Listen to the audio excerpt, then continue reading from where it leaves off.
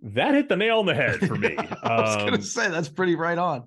Yeah, it was almost stolen right from the way you approach your clients.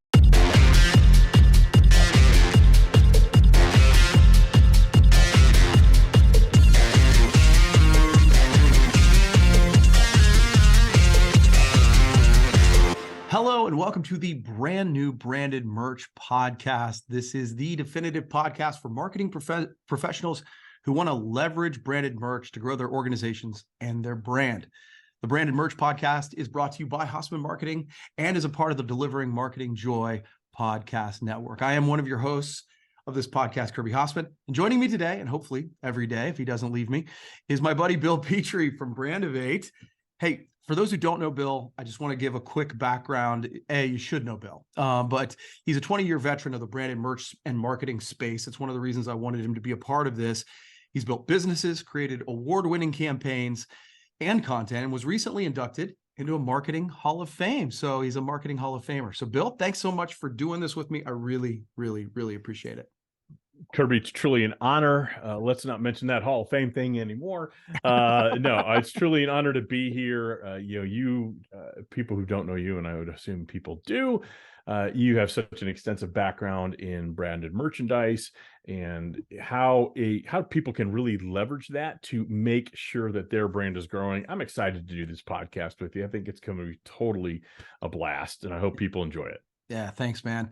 And since this is going to be episode 1, what I wanted to do is really just give a little sense of background of what we're going to do and what we're going to try and accomplish. We're going to, what we're going to do is do this about every other week, right? On Tuesdays.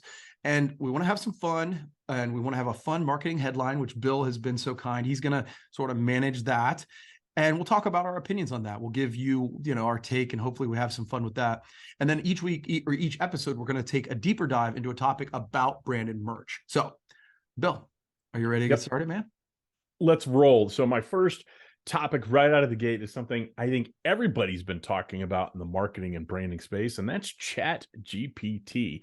Now, everybody's got an opinion on this. If you don't know what Chat GPT is, it's an AI, artificial intelligence website where you can type in questions and it gives you responses back in a very conversational manner.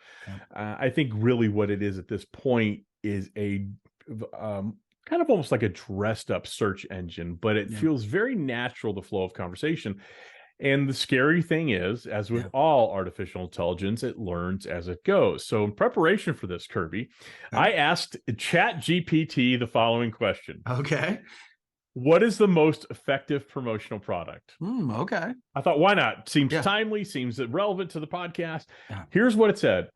The effectiveness of a promotional product varies depending on the target audience and the goals of the promotion. Okay. However, some products are generally considered to be effective for promoting a brand or message. Then it lists 5 products, and then I'll get to that in a second. I'm going to back into that. And then the end, it said, it's important to keep in mind that the success of a promotional product will also depend on the design, quality, and perceived value of the product, as well as the audience it's being marketed to. Now, that hit the nail on the head for me. I was going to say, that's pretty right on. Yeah, it was almost stolen right from the way you approach your clients right there, right? Yeah. It's funny because we have been talking a lot about this, that, everybody wants to know what's new, what's hot, what's I've done that other thing before. And I've been talking a lot about asking the question, who's it for? Because of course, if you give away a crappy piece of merchandise, that's not going to be great. If the design sucks, that's not going to be great. But I think if you start with the idea of who the audience you're trying to reach is, then you're going to have a better piece of merchandise. And the idea that ChatGPT nailed it on the first try is pretty impressive. 100%. Now, Grant, that's a very top line answer, and you get a little deeper and you see some of the limitations of ChatGPT. So it listed 5 products: t-shirts, shocking. Yep. Writing instruments, got it. Water bottles, fine. Bags. And then the last one, which shocked me, I'm like, okay, this is where it's not quite there yet. Yeah. Keychains. Okay.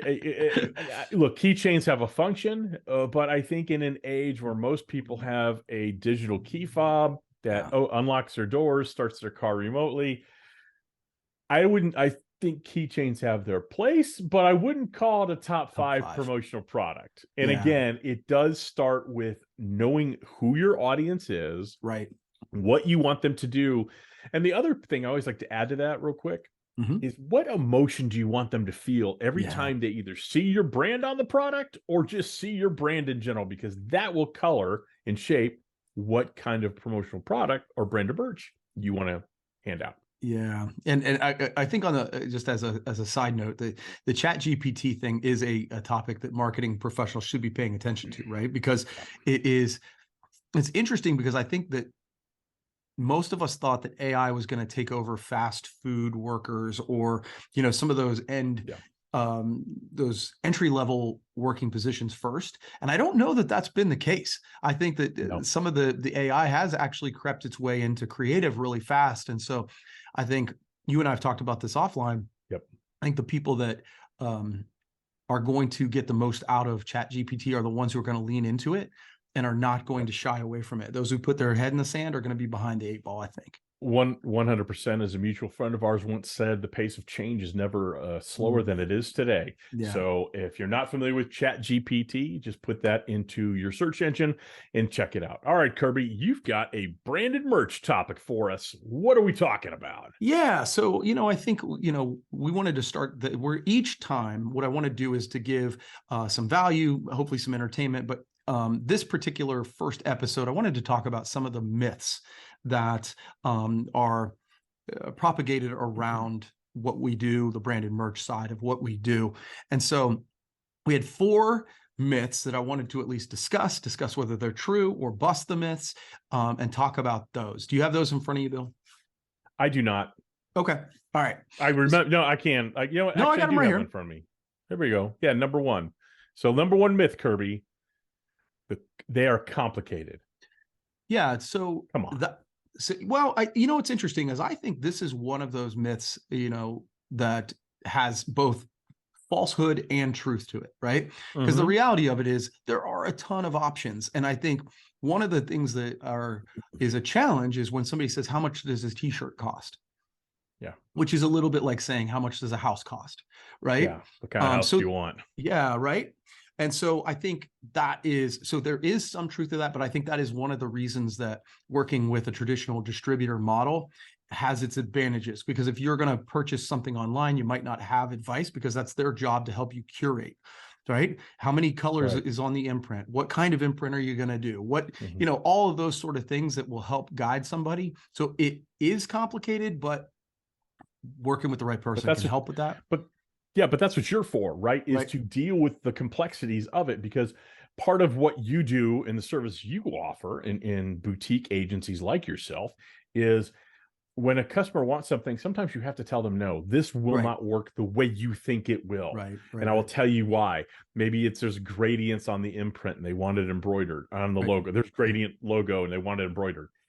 That's not going to work. So to have someone who is an expert in the field takes that complexity out of it. So myth number 1, busted. Myth number 2, the quality is not as good as retail. Yeah, and I think this used to be true, right? I think that's something that has really evolved, which I'm excited about, to be honest with you. I mean, to be honest, the retail has really come into the promo and marketing space. Brands are diving into the branded merch space. So the reality is you can get retail brands in the merch space, but then I'd also say that, I always use the example of Yeti. Yeti didn't want to be in the merch space. Well, now you've challenged an industry, that is great at knocking stuff off to knock you off. And now, while there are some great branded vacuum sealed drinkware pieces, there are some non-branded that are just exclusively branded with your thing that are just as good at a better value. So that one, I think, is actually a true myth. 100%, because like you said, retail brands, ones you recognize that you would see in a mall or online, they are clamoring to get in this business because they see it as an absolute revenue stream for them. Yeah. Whereas in the years past, they didn't look at what we call corporate markets as a revenue stream. They see it as a revenue stream now. So they're clamoring to get in. So you do have your standouts like Yeti, who kind of missed the boat a little bit. Yeah, Yeah. Yeti's still a great brand, and I'm not knocking that, and you aren't either. Right. But there's a whole group of drinkware that are very similar to Yeti and perform just as well, Yeah. if not better, at Right. a much more cost-effective price point. So the quality, the retail quality is there. So myth Yeah. number 2, Kirby, busted. Busted. Myth number 3, they are expensive.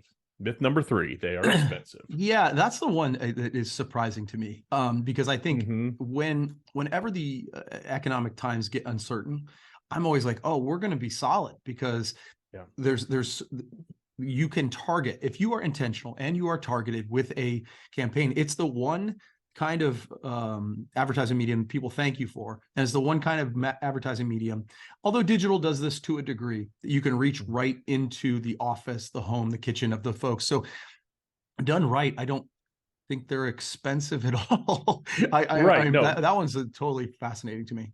they can be if you Sure. want them to be, but they don't have to be.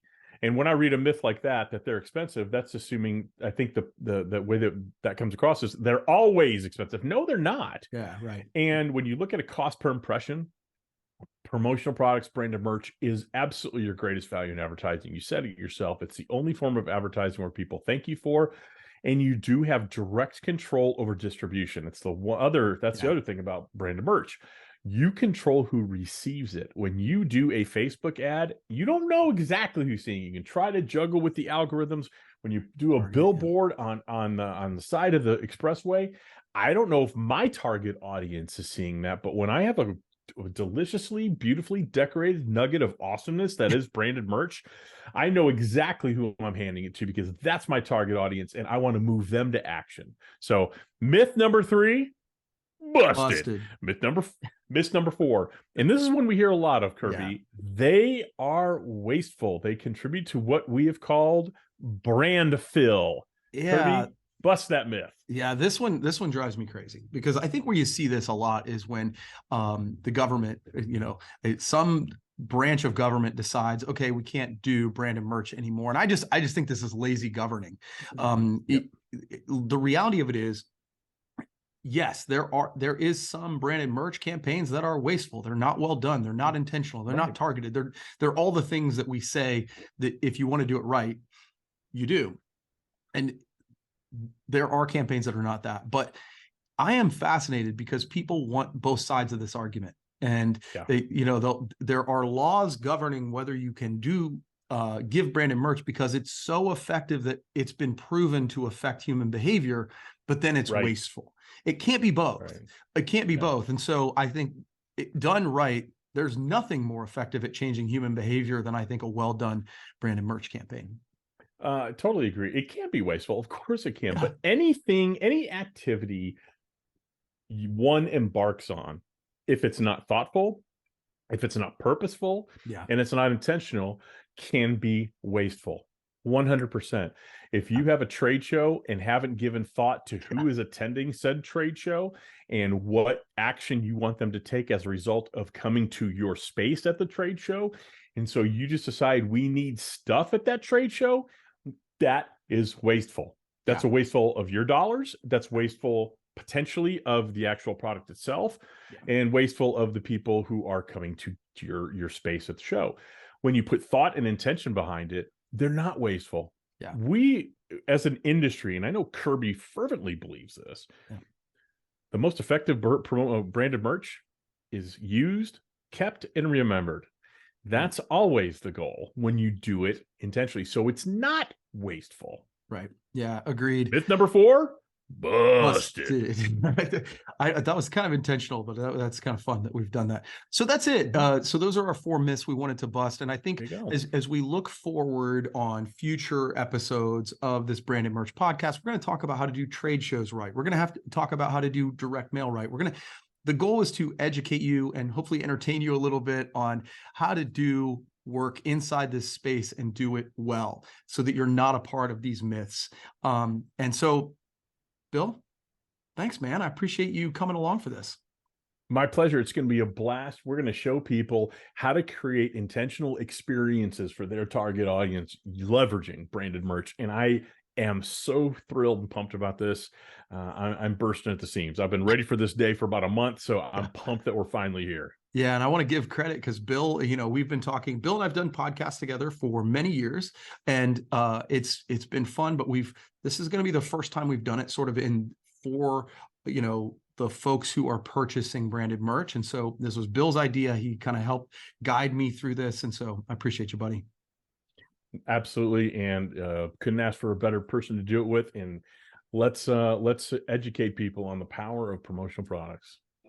All right. So there you have it. Thanks for listening to the Virgin Voyage of the Branded Merch Podcast. The Branded Merch Podcast is brought to you by Hasseman Marketing and the Delivering Marketing Joy Podcast Network. And if you've stuck around this long and you want to do merch right, head to HassemanMarketing.com. You can get our free book, Delivering Marketing Joy. You could just go to the website, click on Get Your Free Book, and it's yours for free. Thanks for listening, everybody. See you next time.